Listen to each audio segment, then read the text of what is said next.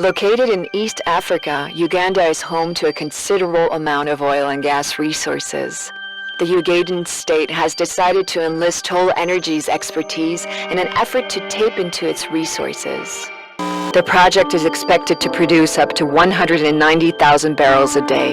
Since Uganda is a landlocked country, the oil needs to be transported to a port where it can be shipped to refineries in the US, Europe, and Japan.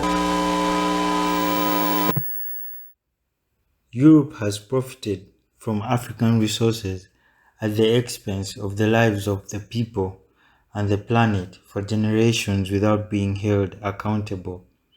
In the Niger Delta, there has been oil drilling since the 1950s, but people are poorest there.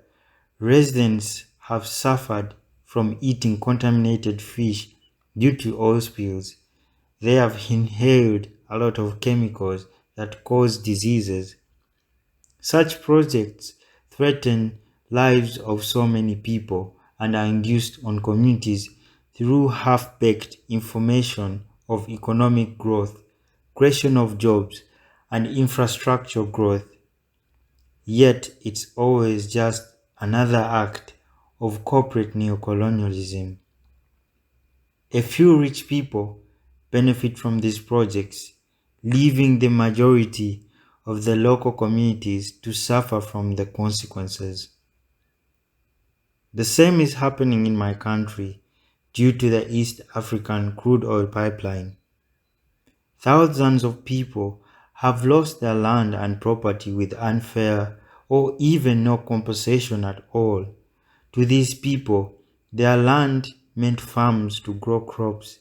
It meant cultural heritage. It meant homes for shelter. It meant schools for their children. It meant happiness and it meant love. Right now, these people have no farms to grow food and sell. They have no money to take their children to school, no sufficient shelter to cater for their families, and no sense of belonging. Our biodiversity is threatened. Our climate is threatened. Our future is threatened, all in the name of profits, as it has always been. This is an injustice that we must fight together as one. I am aware that this is the year where almost half of the world's population is voting, with Europe and other global north countries having a decision to make in terms of voting for leaders who choose fairness, who choose human rights, and who choose climate justice for all.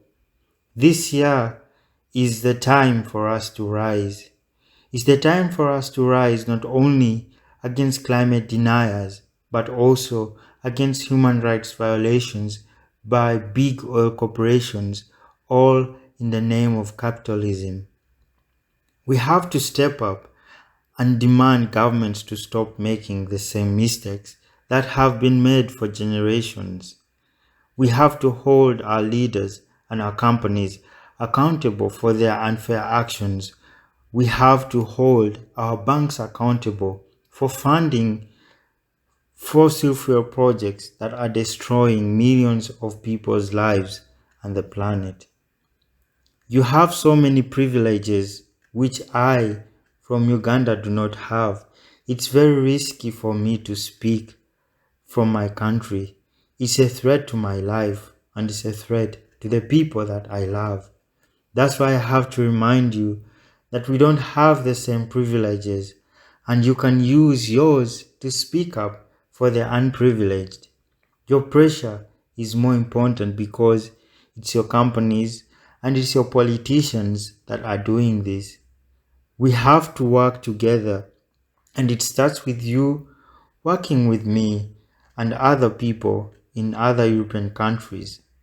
Let's demand for companies involved in all these projects that are damaging our climate and are ravaging people's lives to step down.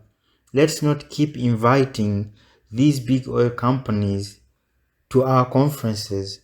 Let's demand for the right laws and policies to be implemented to protect communities in the less privileged countries like mine from these projects like the EACOP.